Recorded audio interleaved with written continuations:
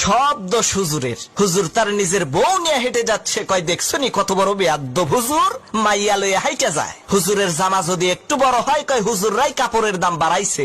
ছোট হইলে কয় টেডি হুজুর, পেট বড় হইলে কয় পরের বাড়ি খাইতে খাইতে পেটটারে জাহান্নামের তাগারি বানাইছে। চিকন চাকন শুকনা হইলে কয় মাদ্রাসায় পড়ে লাভ কি, এরা তো খাইতেও পারে না। দাওয়াত খাইতে যাইয়া একটু বেশি খাইলে কয় হুজুররা পরের খাওয়ান পাইলে এইরকম একটু বেশি খায়। কম খাইলে কয় হুজুর আজকে আর কয় জায়গা দাওয়াত আছে। হুজুর একটু দামি পোশাক পরলে কয় অহংকারী, কম দামি পোশাক পরলে কয় ফকিন্নি। হুজুর একটু ইংরেজি বললে কয় ভাব মারায়, আর ইংরেজি না বললে কয় খ্যাত। অনেকে আবার কয় এই দেশটারে হুজুররাই শেষ করছে। অমুসলমান, কুত্তা মরে, ছাগল মরে, বিড়াল মরে, জানাজা হয় না। এই বাংলার জমিনে যদি ওলামা একরাম না থাকতো, তোমার মরণটাও কুত্তার মতো জানাজা ছাড়া হইতো।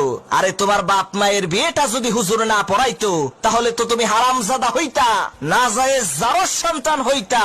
তোমারে তো সহি ভাবে পয়দা করার ক্ষেত্রে হুজুরের অবদান আছে। তাহলে হুজুর পাইলেই এত গুতাও কে? হুজুর পাইলেই এত বাস দাও কে?